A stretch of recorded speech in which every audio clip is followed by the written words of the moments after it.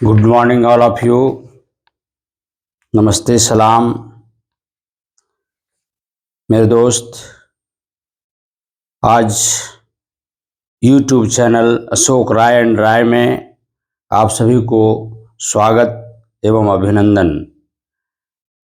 मेरे प्यारे बच्चों, साथियों, जैसा कि किसी ने कहा है, परेशानियों से भागना आसान होता है, परेशानियों से भागना आसान होता है।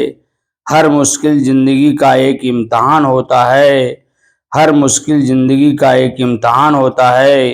हिम्मत हारने वाले को कुछ मिलता नहीं, हिम्मत हारने वाले को कुछ मिलता नहीं जिंदगी में, और मुश्किलों से लड़ने वाले के कदमों में जहान होता है। तो मेरे दोस्त, आज आपके समक्ष मैं ज्योमेट्री, गणित के ज्योमेट्री टॉपिक्स में कुछ अभी भी जो कुछ मुख्य अभिगृहित के साथ उपस्थित हूँ, जिसको जानना बहुत ही अति आवश्यक है। इसके जाने बिना हम थ्योरम 28 की को समझ नहीं पाएंगे। इसलिए मेरे प्यारे बच्चों, आज हम कुछ इम्पोर्टेंट अभिगृहित आपके पास लेके आया हूँ। बहुभुज प्रदेश का क्षेत्रफल, बहुभुज प्रदेश का क्षेत्रफल किसी रेखाखंड की लंबाई के गुणों के सादृश्य ही बहुभुज प्रदेश का क्षेत्रफल के गुण होते हैं। जिसमें पहला क्षेत्रफल अभिगृहित आता है। प्रत्येक बहुभुज का क्षेत्रफल होता है 1 वर्ग मीटर। उस वर्ग का क्षेत्रफल है जो 1 मीटर लंबा भुजा पर बनाया गया है। बहुभुज प्रदेश उस वर्ग का क्षेत्रफल है जो 1 मीटर लंबी भुजा पर बनाया गया है। बहुभुज प्रदेश आर के क्षेत्रफल को संकेत एरिया आर कैपिटल लिखते हैं। एरिया का संक्षिप्त रूप ए आर होता है। उसको इस प्रकार ए आर से लिखा जाता है। इसी प्रकार त्रिभुज ए बी सी का क्षेत्रफल एरिया ब्रैकेट त्रिभुज ए बी सी ब्रैकेट बंद इस प्रकार से लिखते हैं। सपोज दैट यहाँ पर वर्ग बनाया है। सपोज दैट इसका अगर नाम लिखना है तो भाई नाम लिख देता हूँ। जैसे यहाँ पर ये एरिया इसका हम लिखना है। सपोज दैट यहाँ ए है, ये बी है, ये सी है और डी है। इसका लंबाई जो है 1 मीटर, चौड़ाई भी 1 मीटर है, अर्थात इसका क्षेत्रफल होगा 1 वर्ग मीटर। उसी प्रकार एक त्रिभुज है ए बी सी, तो इसका हम एरिया लिखेंगे तो शॉर्ट में ए आर ब्रैकेट त्रिभुज ए बी सी लिखेंगे। तो ये था क्षेत्रफल अभिगृहित का पहला अभिगृहित, क्षेत्रफल अभिगृहित जिसको कहते हैं। दूसरा हमारा है त्रिभुज सर्वांगसम क्षेत्रफल अभिगृहित। तो सर्वांगसम क्षेत्रफल अभिगृहित हम यदि त्रिभुज ए बी सी सर्वांगसम त्रिभुज डी ई एफ को ले लें, यहाँ पर त्रिभुज ए बी सी सर्वांगसम त्रिभुज डी ई एफ है, अर्थात सर्वांगसम के बारे में बात करें तो वैसा क्षेत्र जो सभी अंगों से बराबर हो, वैसे क्षेत्र आपस में सर्वांगसम होते हैं। इस प्रकार अगर हम त्रिभुज ए बी सी को लिख सकते हैं सर्वांगसम त्रिभुज डी ई एफ। जैसा कि सर्वांगसम का शाब्दिक अर्थ होता है सभी अंगों से बराबर, तो हम यहाँ लिख सकते हैं त्रिभुज ए बी सी सर्वांगसम त्रिभुज डी ई एफ। अब यहाँ पर एरिया की बात करें तो area A R short form bracket शुरू त्रिभुज ए बी सी ब्रैकेट बंद इज इक्वल टू एरिया त्रिभुज डी ई एफ लिख सकते हैं। ये सर्वांगसम क्षेत्रफल अभिगृहित इसको कहते हैं। उसी प्रकार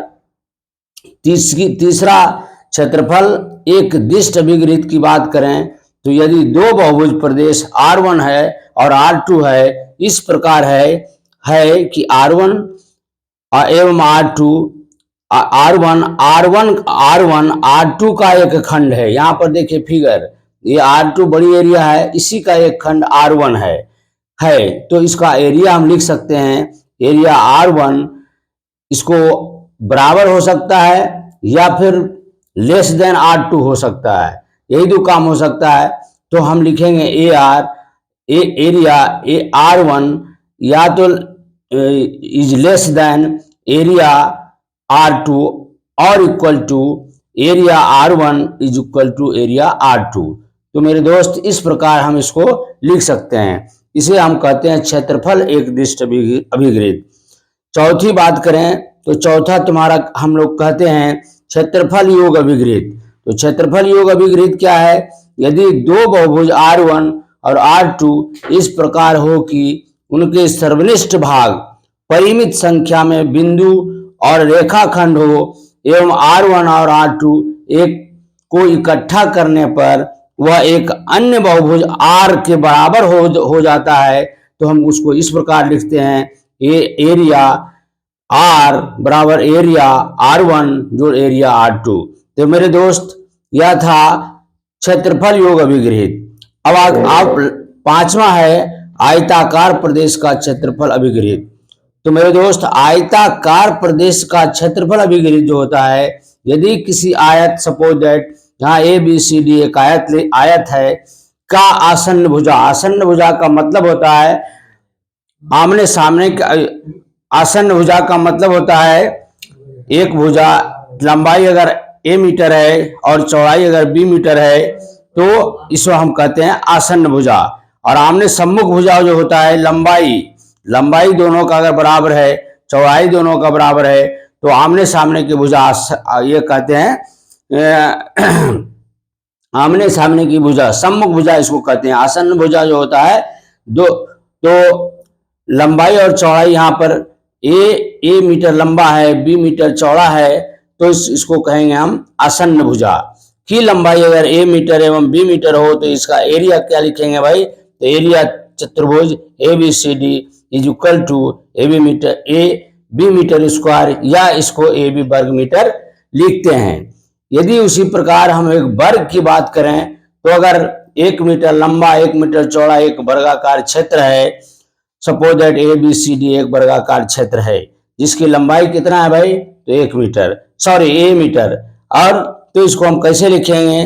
तो हमारा ये आयताकार प्रदेश का क्षेत्रफल का अभिगृहित जो हमको लिखने के लिए बताया गया है, यदि वर्ग ABCD की प्रत्येक भुजा A मीटर हो तो उसका हम कैसे लिखेंगे? तो area ABCD equal to A square metre square या A वर्ग मीटर लिखते हैं। तो इस प्रकार हमारा ये 1 2 3 4 5 अभिगृहित जो हमारा बताया गया है, यह जो यूक्लिड के द्वारा जो बताया गया है, यह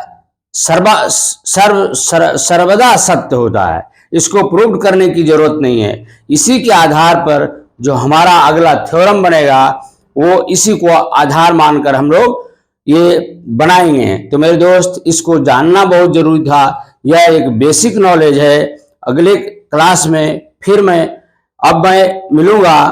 फिलहाल मेरे दोस्त अगर मेरा वीडियो आपको अच्छा लगा तो आपसे मेरा निवेदन है, रिक्वेस्ट है कि हमारे चैनल को सब्सक्राइब करें, लाइक करें, कमेंट लिखें एवं बेल आइकन को अवश्य दबाएं ताकि मेरा अगला जो वीडियो है वो आपको नया नोटिफिकेशन मिलता रहे और मेरा भी मनोबल बढ़ता रहे। तो मेरे दोस्त अगले क्लास में फिर मैं मिलूंगा थ्योरम 28 के साथ।